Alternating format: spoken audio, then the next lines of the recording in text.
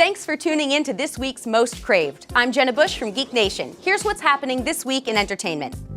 Following a $300 million worldwide opening for X-Men Days of Future Past over the Memorial Day weekend, fans are already looking forward to X-Men Apocalypse coming in May 2016. Producer and screenwriter Simon Kinberg has said the film will focus primarily on the first-class cast, but some of the originals will definitely be back. Let us know who you want to see in the comments. Although there were some legal issues about the leaking of the script, we could still see Quentin Tarantino's The Hateful Eight on the big screen. It's being reported that the filmmaker is rewriting the script and has plans to start filming this November with the same cast from the screenplay's recent live reading. On the TV front, Marvel confirmed that Spartacus creator Stephen S. DeKnight will executive produce and serve as showrunner on the Daredevil Netflix series, replacing Drew Goddard. Stardust and Boardwalk Empire actor Charlie Cox has nabbed the role. In gaming news, the first details and images from Battlefield Hardline were leaked. Hardline is set in the world of cops and robbers, and we should be learning more about this game at this summer's E3. Also, we have the hysterical new trailer for LEGO Batman 3 Beyond Gotham. I really hope the Batman song from the LEGO movie is in there somewhere. We got some big movie surprises this week. First, the news that Godzilla director Gareth Edwards will direct the first Star Wars standalone film, please let it be Boba Fett, which will hit theaters on December 16th, 2016. Followed by the shocker that Edgar Wright and Marvel had parted ways on Ant-Man due to differences in their visions of the film. For more on both of those stories, I will put on my Boba Fett dress and join Silas and William. Hey everybody, William Bibbiani from CraveOnline. Silas Lesnick with ComingSoon.net. And you know Jenna Busch. A couple of big news stories we've got to talk about. First off, Gareth Edwards directing a Star Wars spin-off. What can we extrapolate from this? We don't even know who it's going to be about. I'm just going to go ahead and guess Boba Fett. I just needed an excuse to wear this. Yeah.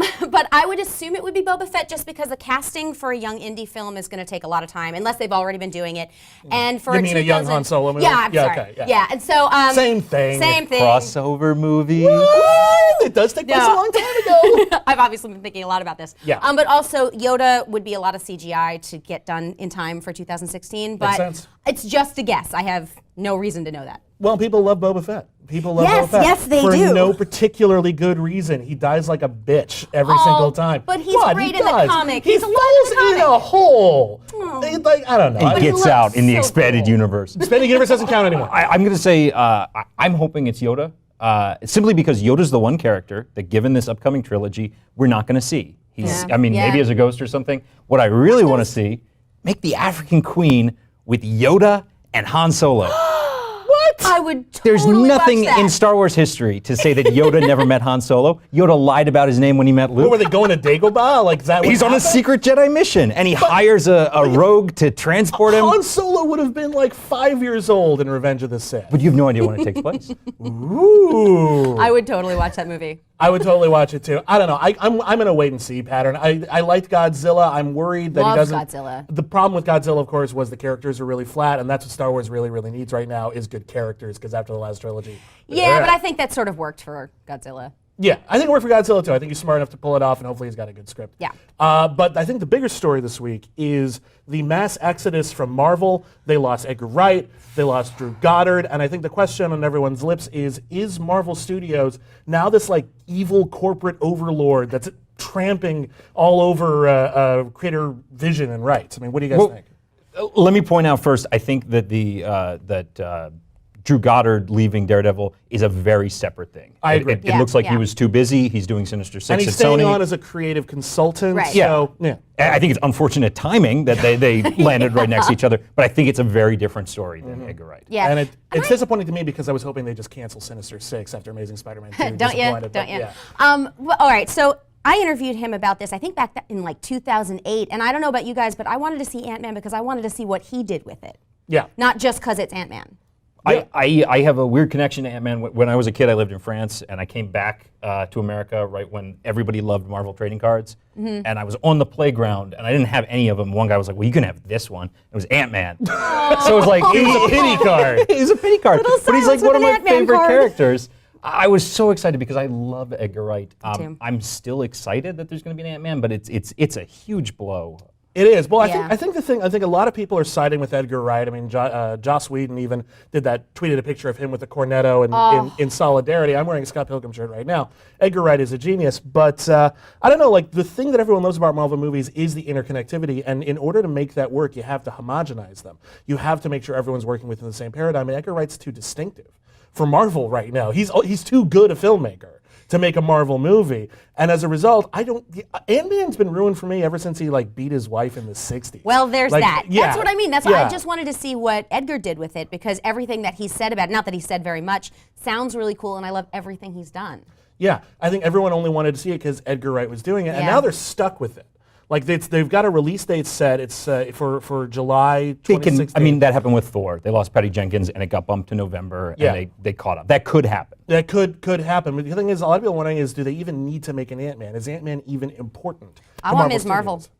I think we'd all want Miss Marvel. I think we want a female superhero of any kind. Yes, we do. Imagine that. Yeah. What are the odds? But do you think Marvel even cares about Ant-Man at this point if they lose Edgar Wright? I hope they do. I still like Ant-Man. Yeah. I think if they've got Paul Rudd already shot like a cameo for Age of Ultron, they're stuck. Yeah. They have to do it. There's nothing they've got left. Like, they have to shove him in there. But who is going to be the poor bastard who takes over for Edgar Wright? And everyone's going to be turning on him like, you son of a bitch. Like, maybe if Joe You're not Cornish Edgar. did it, but I don't know who else. Who's Honestly, gonna do it? the perfect answer, and who knows if they want to do it, Phil Lord and Chris Miller. Yeah. Yeah. That would make sense. It's a whole different style of humor. It's a whole other level of talent. But the thing with Phil Lord and Chris Miller, because they did the Lego movie and they did 21 and 22 Jump Street, they're very distinctive. They have their own stamp. They have their own scripts. I don't know if they'd want to come on and do someone else's script at the last minute. These people are in the same situation as when Brett Ratner took over X-Men: The Last Stand and just had to shovel it out as fast as he could and just do whatever the corporate overlord said, and then no one liked it. Like, I don't know if who wants to jump in and be that work-for-hire director at this point and not develop the material. Two birds with one stone. Give it to Chris Evans. He'll do anything to get behind the camera. yeah.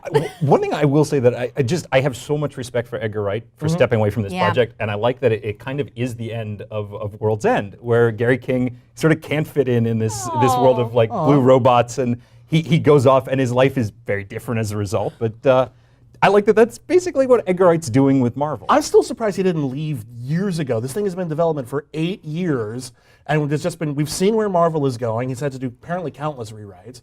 Why you waited till the last minute on this? And I'm just like, Could it have been Disney's involvement? could it? It sounds like Disney is very hands-off with Marvel. Marvel is sort of its own thing, and I hope not, because I'd love to see Edgar Wright just do a Star Wars movie with Simon Pegg and Nick Frost as Oh, can Stormtroopers. you please that'd do be that? awesome. Please. Oh Edgar, my God, please that'd be do so that. good. They could do Tag and Binker Dead. Oh my God, that'd be the coolest thing. If you guys haven't seen Tag and Binker Dead, read that comic. It's the best thing Star Wars ever produced. Even more. Oh my God, it's so good. It's so good. Well, how do we feel about Daredevil? Daredevil, real fast. I'm really happy to have Steven Tonight on it. Yeah. I loved Spartacus. I don't know if you guys watched, but I'm a huge fan. I would love to see what he does. Yeah. I'm super excited. I'm bummed. I thought they were going to be set in the 1970s. Apparently, it's present really would day. be There was awesome. no reason to ever think that. That's No, the thing but that it drives me sounds nuts. so It just cool. It would does have been sound cool. cool. It does sound super cool. Well, listen, I'm going to say regardless, I think Daredevil really lends itself well to a TV series because he's Yeah. already a lawyer. Like, that's the thing. It writes itself. But anyway, so we're going to keep following along with what's going on with the Marvel debacle, Star Wars news, and keep coming back at you with Most Craved. We'll see you next week. Bye.